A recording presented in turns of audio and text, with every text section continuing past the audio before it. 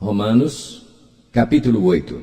Portanto, agora já não há condenação para os que estão em Cristo Jesus, porque por meio de Cristo Jesus a lei do Espírito de vida me libertou da lei do pecado e da morte. Porque aquilo que a lei fora incapaz de fazer, por estar enfraquecida pela carne, Deus o fez, enviando seu próprio Filho à semelhança do homem pecador, como oferta pelo pecado. E assim condenou o pecado na carne, a fim de que as justas exigências da lei fossem plenamente satisfeitas em nós, que não vivemos segundo a carne, mas segundo o Espírito. Quem vive segundo a carne tem a mente voltada para o que a carne deseja, mas quem vive de acordo com o Espírito tem a mente voltada para o que o Espírito deseja. A mentalidade da carne é morte, mas a mentalidade do Espírito é vida e paz. A mentalidade da carne é inimiga de Deus, porque não se submete à lei de Deus, nem pode fazê-lo. Quem é dominado pela carne não pode agradar a Deus. Entretanto, vocês não estão sob o domínio da carne, mas do Espírito, se de fato o Espírito de Deus habita em vocês. E se alguém não tem o Espírito de Cristo, não pertence a Cristo. Mas se Cristo está em vocês, o corpo está morto por causa do pecado, mas o Espírito está vivo por causa da justiça. E se o Espírito daquele que ressuscitou Jesus dentre os mortos habita em vocês, aquele que ressuscitou a Cristo dentre os mortos também dará vida a seus corpos mortais por meio do seu Espírito que habita em vocês. Portanto, irmãos, estamos em dívida, não para com a carne, para vivermos sujeitos a ela. Pois, se vocês viverem de acordo com a carne, morrerão. Mas, se pelo Espírito fizerem morrer os atos do corpo, viverão. Porque todos os que são guiados pelo Espírito de Deus são filhos de Deus. Pois vocês não receberam um espírito que os escravize para novamente temerem, mas receberam o Espírito que os adota como filhos, por meio do qual clamamos, Abba, Pai.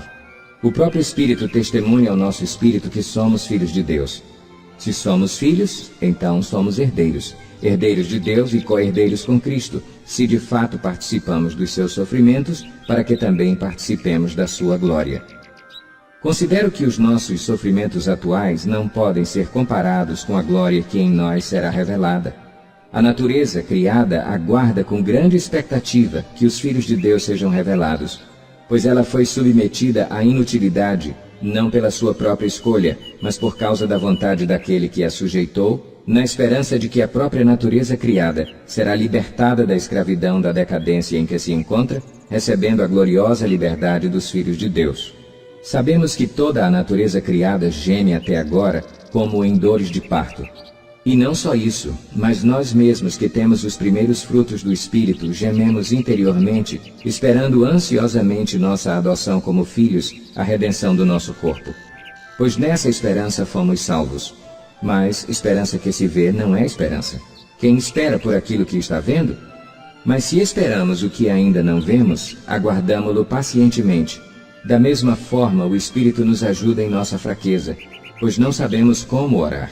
Mas o próprio Espírito intercede por nós com gemidos inexprimíveis. E aquele que sonda os corações conhece a intenção do Espírito, porque o Espírito intercede pelos santos de acordo com a vontade de Deus. Sabemos que Deus age em todas as coisas para o bem daqueles que o amam, dos que foram chamados de acordo com o seu propósito. Pois aqueles que de antemão conheceu, também os predestinou para serem conformes à imagem de seu Filho, a fim de que ele seja o primogênito entre muitos irmãos. E aos que predestinou, também chamou. Aos que chamou, também justificou. Aos que justificou, também glorificou. Que diremos, pois, diante dessas coisas? Se Deus é por nós, quem será contra nós? Aquele que não poupou seu próprio Filho, mas o entregou por todos nós, como não nos dará juntamente com ele e de graça todas as coisas?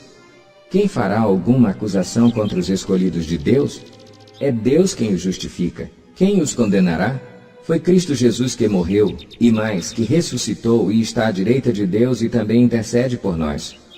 Quem nos separará do amor de Cristo?